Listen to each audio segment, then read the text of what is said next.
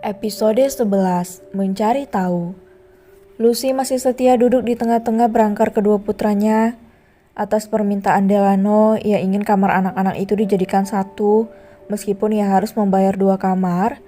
Beristirahatlah dulu, biar aku yang jaga mereka. Nanti aku akan bangunkan dirimu jika mereka sudah bangun dan mencarimu. Kau butuh tenaga untuk merawat mereka nanti, kata Delano. Terima kasih Tuan, saya rasa itu tidak perlu. Di tengah perdebatan keduanya, seorang dokter muda tampan masuk ke ruang perawatan si kembar. Aku sudah bilang padamu, Lucy, ini akan menjadi bumerang bagimu, ujar dokter itu pada Luciana. Wajah Delano tampak tak suka saat dokter itu tanpa basa-basi memarahi Luciana. Siapa dokter itu sebenarnya? Kau benar, aku memang ibu yang bodoh. Aku tidak mengataimu bodoh, setidaknya menikahlah agar mereka merasa memiliki keluarga utuh. Jika kau memang ingin membahagiakan mereka, sambung dokter itu lagi. Kau tahu bagaimana aku? Mana mungkin aku menikah, kata Luciana dengan wajah lesu. Ini sudah lebih dari 3 tahun aku menyarankanmu untuk terapi, tapi kau selalu sibuk dengan pekerjaanmu. Kondisi psikis mereka tidak main-main, Lucy. Semakin besar mereka, semakin memerlukan sosok yang selalu kamu benci. Diamlah, Sean, kau terlalu banyak bicara. Lucy menatap wajah pria itu tajam. Dokter sekaligus pacar Lisa itu terlalu banyak bicara, apalagi di sana ada Delano yang sepertinya begitu tertarik dengan kisah hidup Lucy. Sore tadi Delano meminta Regan untuk mencari data mengenai Luciana karena ia begitu penasaran dengan sosok ayah Depan dan Davin. Sejak Davin memanggilnya ayah, hati Delano semakin tergelitik untuk mencari tahu semuanya tentang mereka. Delano Pop. Aku tak menyangka dapat melihatnya kembali setelah 5 tahun lalu. Wajah cantiknya benar-benar mengusik hati dan jiwaku. Tapi saat aku melihat di belakangnya ada 2 anak laki-laki, mataku melebar.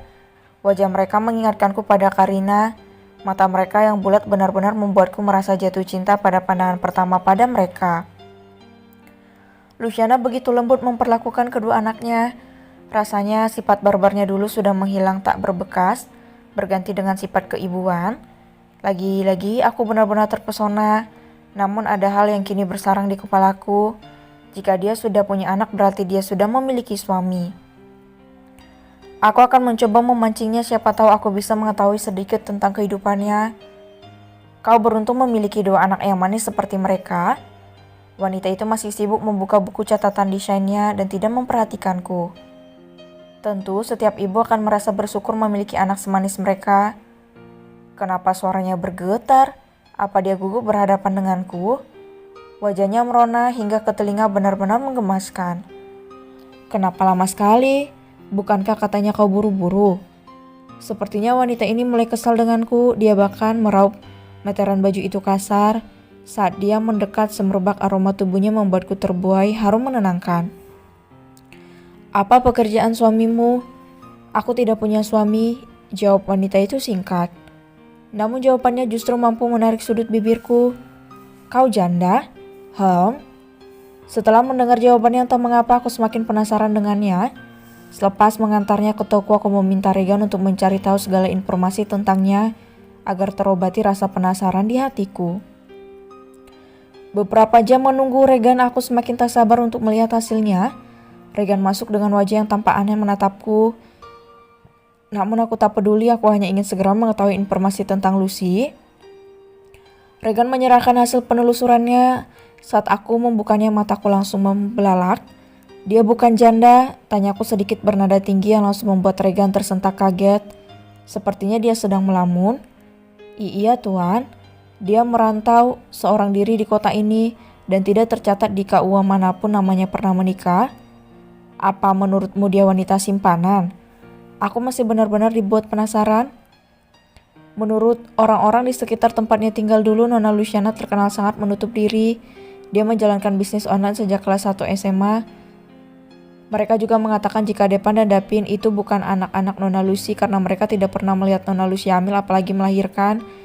Namun yang aneh di sini, tanpa sepengetahuan orang-orang itu, kedua anak itu tercatat sebagai anak kandung dari Nona Luciana. Apa informasi ini bisa aku percaya, Regan? Saya yakin seyakin-yakinnya Tuan, ada sesuatu yang Nona Luciana sembunyikan mengenai asal-usul kedua anaknya. Jika Tuan menginginkannya, saya akan melakukan penelusuran lebih jauh lagi. Ini hanya informasi sementara yang saya dapat karena keterbatasan waktu yang Tuan berikan, ujar Regan seraya menunduk. Apa kau ingin mengatakan jika ini semua karena salahku? Wajah Regan semakin pucat saat aku menghardiknya. Maaf Tuan, saya tidak berani.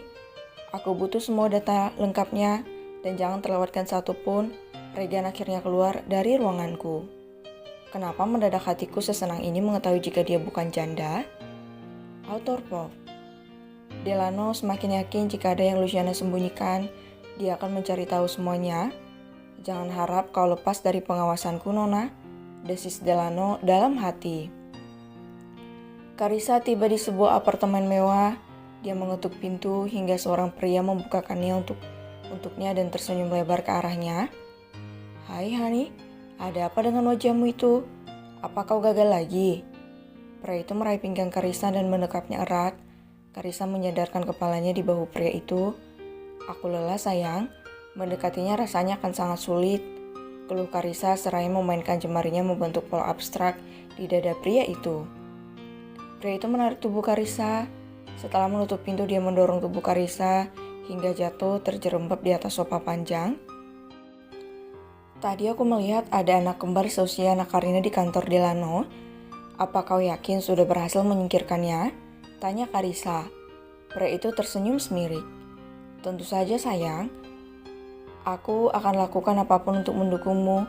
Apapun yang kau inginkan akan menjadi perintah untukku. Desis pria itu seraya mencium bau Carissa yang tertutup apapun. Jap, apa kau mencintaiku? Tanya Carissa menatap wajah pria tampan itu. Tentu saja sayang. Meskipun cintaku hanya akan menjadi bayang-bayang untukmu, aku rela. Ucap Jap. Dalam hati Jeb tertawa melihat betapa naifnya wanita ini.